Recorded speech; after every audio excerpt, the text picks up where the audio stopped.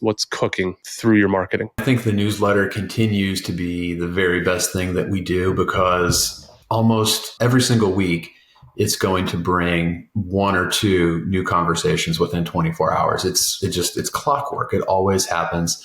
And this past week was pretty much exactly the same thing. Two new people came, within 24 hours of that newsletter. So, I think the newsletter is the key just to easily communicate. And I think the key to that is this is not a newsletter that we're buying and repurposing from somebody else. These are my own words, real stories about people that we're meeting with. It's very authentic, or it's, my insights and just kind of my perception of what's happening and what people need to focus on. And I think that resonates. And to me, the only way that you can really measure is your marketing working or not is it bringing in new conversations with ideal people that you want to work with. And it's working. My first note on this, and this is the feedback I get from many folks, specifically prospects out there who approach, they hear this and they'll name you oftentimes, right? Nic says he's doing this and it's working. But what I hear from folks is,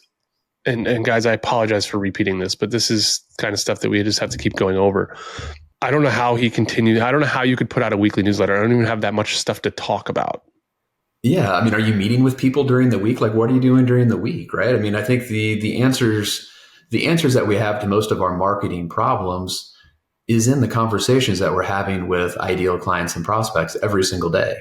And it's just regurgitating that content. And for me, it's short form newsletter because it's really easy for me to write, a newsletter that's going to be a 3 to 5 minute read. So you're not overthinking it, I think that's the one thing I want to get across to people is that, having worked closely with Nic, I can tell you that it's not rocket science. It's going out every Saturday morning. Realistically, most of these newsletters take me less than 5 minutes to write.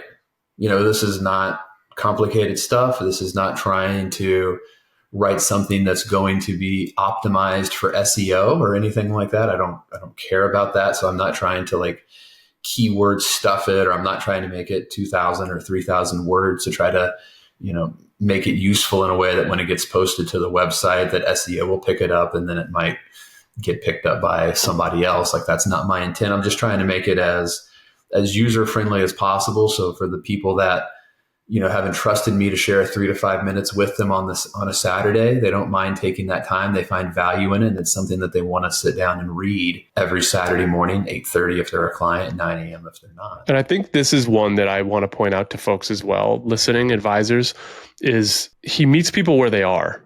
And what I mean by that is he's identified a time to deliver this thing, Saturday morning, which has become like a casual kind of start your day, typical morning coffee, tea, just kind of waking up and getting the house in order. But he meets people where they are, right? There's not a lot of complexity, overthinking, financial jargon included here. He's not writing like it's a CNBC article, right? Or a Bloomberg, like you got to decipher the acronyms. It's very English. And I think that I'll speak for, on my behalf of just paying attention. I think that has probably worked quite a bit as well. Yeah, it's not market commentary. And, I'm not smart enough to talk about all of those things from a beta and alpha and Sharpe ratio type of thing. I'm not talking about earnings revisions and things like that. So it's very, common English stuff that my parents would understand, which I think is helpful. I do enjoy some of the stories. We have one client who's just like a super connector that him and his wife, they sit down and they have a cup of coffee every Saturday morning. Literally, they kind of go to their own corner. They read the newsletter separately. Like, hey, that's me. and then they discuss it, which I think is great. Like they have their cup of coffee, they take 5 minutes and they read the newsletter, then they discuss it. Yeah. And they're like, you know that client we recommended, Laura? He's talking about her. Yeah, that has to be her. That has to be Laura. That has to be Steve, whatever the case. But it is funny how you do have certain people who are kind of those super connectors, and they read it and they see other people or they see themselves in that story and they want to share it with others. What do you recommend to the folks who might not have all the fuel for the content, meaning they might not be having as many conversations as you are? They might not have a backpack of stories to lean on to share with folks? How do they get started? What do they do? What would you recommend for them? Yeah, I think just having some insights is good. Like people, if you have like some authentic insights, I did one recently kind of on, tariffs and how you either act or react to certain news. You don't have to necessarily have clients asking you about the tariffs to write something of, how you think that applies to most people's financial plans, right? So you can take some of these stories that you might be reading about on CNBC or the wholesalers might be emailing you about 20 times a day, and you might be able to, repackage that by not specifically talking about tariffs or inflation or the AI revolution, but use some of those concepts to say, hey, this is kind of where I think that we are, and this is how I think it applies or doesn't apply to your plan, and what you can actually do with that information. I'll give everyone a little tip, so basically to help you do what Nick's saying is if you're not generating or struggling to come up with ideas to talk about and to share, the number one thing that I think the most of you are missing is that throughout your day, typically on Friday evening through Sunday night, so throughout the weekend, you probably have 10,000 things pop in and out of your head while you're dropping the kids off, while you're running this errand, while you're doing this, while you're sitting at this red light, while you're having downtime in the kitchen, while you're on the couch, that you're allowing to come and go. That if you capture just a simple, minute percentage of those, you'd have newsletter content for days.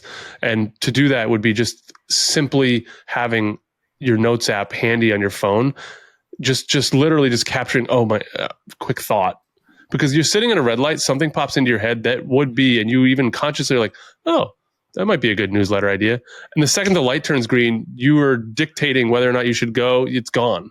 And I would be an advocate, and I've seen it work, where if you can just capture some of these high level things, you'll have content for days. Yeah, those moments are fleeting, right? So you got to take advantage of it, whether it's the Notes app or, I text myself, which is kind of a weird habit, but I do the same thing when I have a thought, think something that could be good. I text myself that idea before I forget it. Now I just hope that I can decipher that text, when I actually do have time to sit down. Sure, maybe you can't. But I've done that several times where I was like, man, I wonder what I mean by this.